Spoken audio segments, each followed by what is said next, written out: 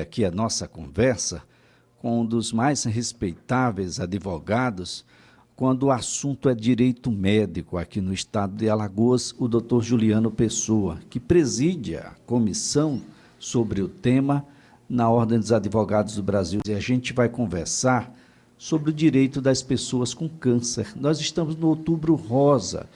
Tem um câncer que atinge muito mulheres, mas existem, gente, uma série de normativas que regulam essa relação para com os planos de saúde, para com o poder público em geral.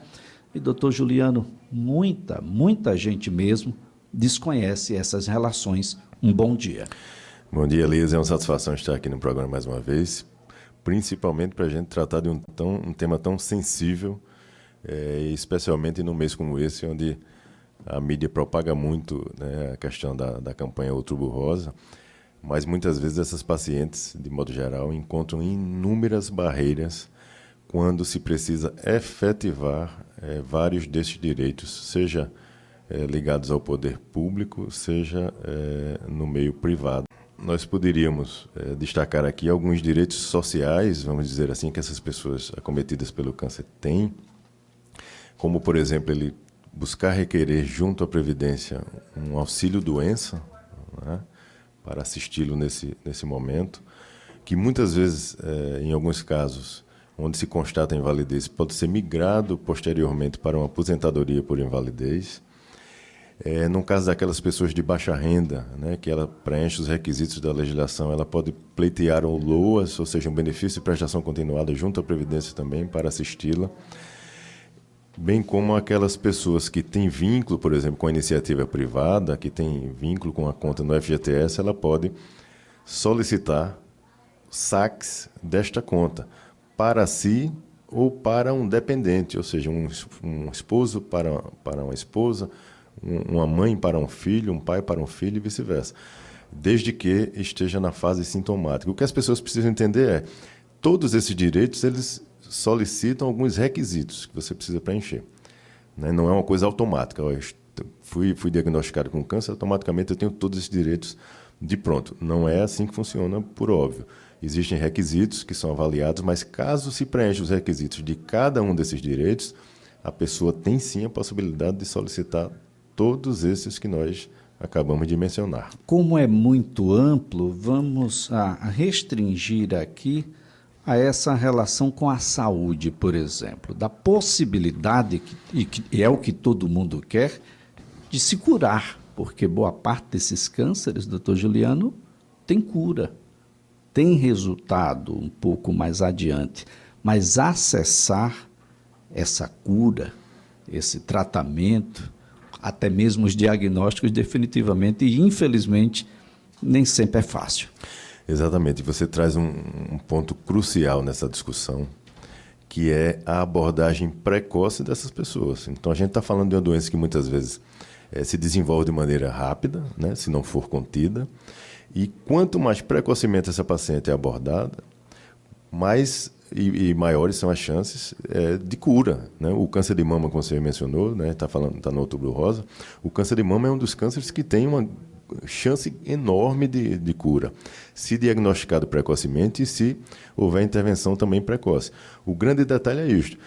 Nós temos uma legislação, inclusive, tratando disso agora recente, né, de outubro do ano passado, que passou a ter vigência agora no final de abril, que é a chamada popularmente a Lei dos 30 dias. Ela versa sobre o seguinte: antes nós tínhamos uma lei desde 2012 que diz que a partir do momento do diagnóstico o médico tem que encaminhar esta paciente para início de tratamento em até, no máximo, 60 dias, pelo Sistema Único de Saúde, inclusive. Mas nós tínhamos uma lacuna na questão do fechamento do diagnóstico. Então, não existia nada na legislação que trouxesse a previsão de um prazo máximo para que esse diagnóstico fosse firmado e esta pessoa fosse encaminhada para o início de tratamento. Então, naturalmente, isso trazia inúmeros prejuízos, porque demorava-se muito no fechamento do diagnóstico, por mais que tivesse um prazo para iniciar o tratamento, mas ela iniciava muitas vezes de forma tardia. E isso traz muito prejuízo, né? Alguns institutos no país, inclusive, chegam a asseverar que muitas dessas mulheres eram submetidas, muitas vezes, ao procedimento de mastectomia por conta desse diagnóstico tardio.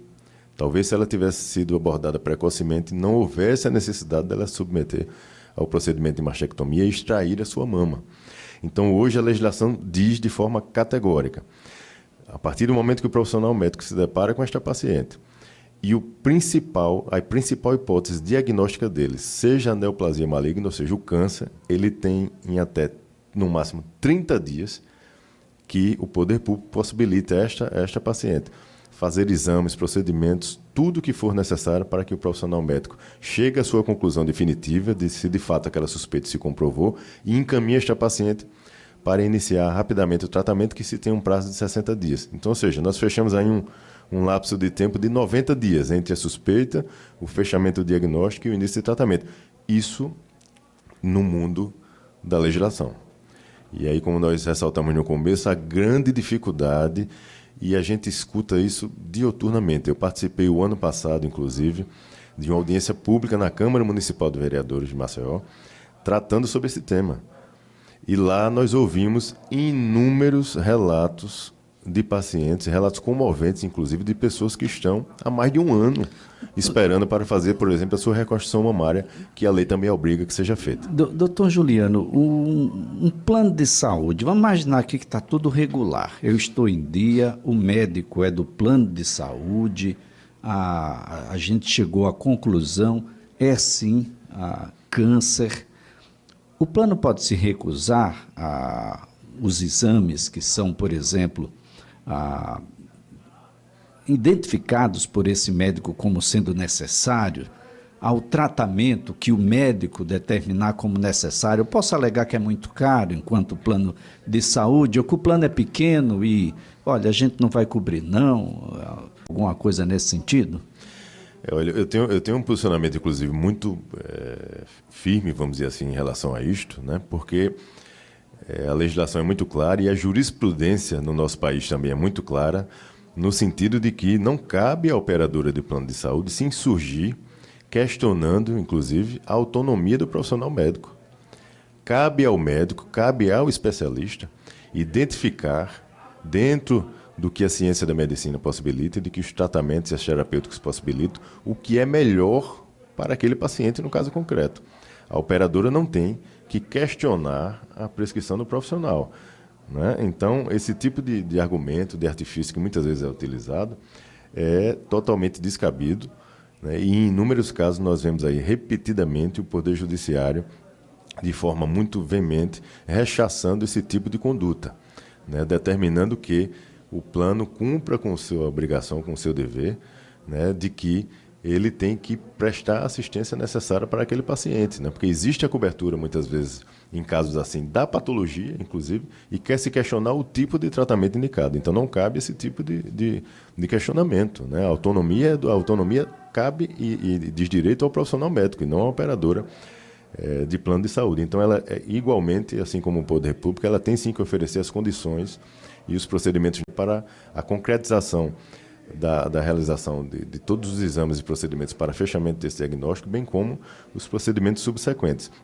E eu levantei a questão anteriormente aqui da mastectomia, e vale ressaltar que, no caso dessas mulheres acometidas pelo câncer de mama, um dos importantes direitos que elas têm é justamente a reconstrução mamária, tanto pela operadora de plano de saúde, bem como pelo poder público.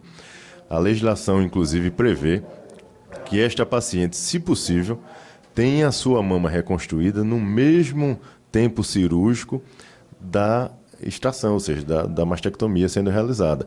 E isso, na prática, infelizmente, nós enxergamos muito pouco acontecendo. Lógico que é o profissional médico que irá aferir, no caso concreto, se há a possibilidade de realizar no mesmo tempo cirúrgico, mas tem que haver, seja naquele tempo cirúrgico, ou seja num tempo posterior.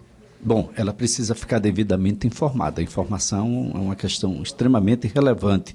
Julgo ser sempre necessário que você busque um profissional da área, um profissional médico para uma segunda opinião, e até o profissional advogado para saber como acessar esses direitos que estão aí postos. A nossa gratidão aqui ao Dr. Juliano Pessoa, advogado, especialista em direito médico.